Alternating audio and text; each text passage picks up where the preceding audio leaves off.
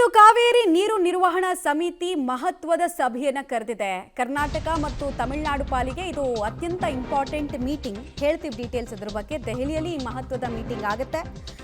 ಕರ್ನಾಟಕ ಮತ್ತು ತಮಿಳುನಾಡು ತಮ್ಮ ವಾದವನ್ನು ಇಲ್ಲಿ ಮಂಡಿಸುತ್ತಿದ್ದಾರೆ. ಕರ್ನಾಟಕ ನೀರು ಬಿಡ್ತಿಲ್ಲ ಅನ್ನೋ ಹಠವನ್ನು ತಮಿಳುನಾಡು ಇಲ್ಲಿ ಪ್ರದರ್ಶನ ಮಾಡಬಹುದು. ನೀರು ಬಿಡಲೇಬೇಕು, ಅವ್ರ ಹತ್ರ ನೀರಿಲ್ಲ ಅಂದ್ರೂ ಬಿಡಲೇಬೇಕು ಅಂತ ಕೇಳಬಹುದು. ಹಂಚಿಕೆ ವೇಳಾಪಟ್ಟಿ ಅಂತೆ ನಮ್ಮ ಪಾಲ್ ನಮಗೆ ಕೊಟ್ಬಿಡಿ ಅಂತ ತಮಿಳುನಾಡು ಪಟ್ಟು ಹಿಡಿದಿದೆ ಆಲ್ರೆಡಿ. ಬಟ್ ಇಲ್ಲಿ ಕರ್ನಾಟಕ ತನ್ನ ಸ್ಪಷ್ಟ ನಿಲುವನ್ನು ತೆಗೆದುಕೊಳ್ಬೇಕಾಗತ್ತೆ. ಯಾಕಂದರೆ ಈ ಬಾರಿ ಮುಂಗಾರು ನಮಗೆ ಕೈ ಕೊಟ್ಟಿದೆ. ಕಾವೇರಿ ಕೊಳ್ಳದ ಜಲಾಶಯ 4 ಜಲಾಶಯ ಇದೆಯಲ್ಲ, ಹಾವೇರಿ ಒಂದು KRS, ಹಾರಂಗಿ, ಹೇಮಾವತಿ, ಕಬಿನಿ, ಇಲ್ಲೆಲ್ಲ ಜಸ್ಟ್ ಒಂದು 56 TMC 4 ಜಲಾಶಯ ಸೇರಿಸಿದ್ರೆ ಅಷ್ಟೇ ಇದೆ. ಹೋದ ವರ್ಷ ಇಷ್ಟೊತ್ತಿಗೆ 116 TMC ಇತ್ತು. ಸೊ ಡಿಸ್ಟ್ರೆಸ್ ಶೇರಿಂಗ್ ಫಾರ್ಮುಲಾ ಹೇಳಬಹುದು. ಡೀಟೇಲ್ಸ್ ಕೊಡ್ತಾರೆ ಶಬೀರ್.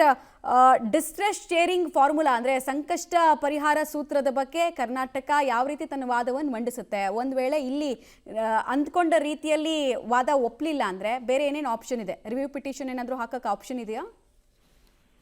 ನೋಡಿ, ಕಾವೇರಿ ಕೊಳ್ಳದಲ್ಲಿ ಒಂದ್ ರೀತಿ ಬರದ ಛಾಯೆ ಆವರಿಸಿದೆ. ಇಂಥ ಸಂದರ್ಭದಲ್ಲಿ ಈಗ CWRC ಸಭೆಯನ್ನ ಕರೆಯಲಾಗಿರುವಂತದ್ದು. ತಮಿಳುನಾಡಿಗೆ ಬಿಡಬೇಕಾಗಿರುವಂತಹ ನೀರಿನ ವಿಚಾರಕ್ಕೆ ಸಂಬಂಧಪಟ್ಟಂತೆ ಈ ಸಭೆಯಲ್ಲಿ ಚರ್ಚೆ ಆಗತ್ತೆ. ಜುಲೈ ತಿಂಗಳ 32 TMC ಮತ್ತೆ ಈ ಹಿಂದೆ ಜೂನ್ ತಿಂಗಳ 9 TMC ನೀರು ಬಿಡಬೇಕಾಗಿತ್ತು. ಅದರಲ್ಲಿ ಈಗಾಗಲೇ ಕರ್ನಾಟಕ 2 ರಿಂದ 3 TMC ಅಷ್ಟು ನೀರನ್ನ ಹರಿಸಿದೆ. ಸೊ ಬಾಕಿ ಉಳಿದಂತ ನೀರನ್ನ ಜುಲೈ ಒಳಗಡೆ ಬಿಡುವಂತೆ ಈಗ ತಮಿಳುನಾಡು ಒತ್ತಡ ಹಾಕುವಂತ ಸಾಧ್ಯತೆಗಳಿದಾವೆ. ಆದ್ರೆ ಅದಕ್ಕೆ ಆಕ್ಷೇಪವನ್ನು ಕೂಡ ಕರ್ನಾಟಕ ವ್ಯಕ್ತಪಡಿಸಬಹುದು. ಕಳೆದ ಸಭೆಯಲ್ಲೂ ಕೂಡ ಇಂಥದ್ದೇ ಘಟನೆ ಆಗಿತ್ತು. ಆದ್ರೆ ಮಳೆ ಬರುವಂತ ನಿರೀಕ್ಷೆಯಲ್ಲಿ ಸಭೆಯನ್ನ ಮುಂದೂಡಲಾಗಿತ್ತು. ಇವತ್ತಿನ ಸಭೆಯಲ್ಲೂ ಕೂಡ ಈ ವಿಚಾರಗಳಿಗೆ ಸಂಬಂಧಪಟ್ಟಂತೆ ಚರ್ಚೆ ಆಗ್ಬಹುದು.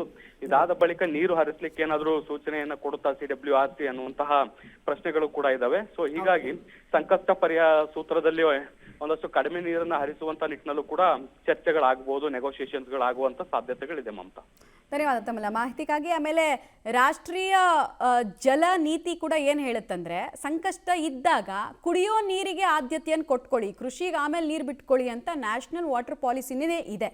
ಅದನ್ನು ಮನವರಿಕೆ ಮಾಡಿಕೊಡ್ಬೇಕಷ್ಟೇ.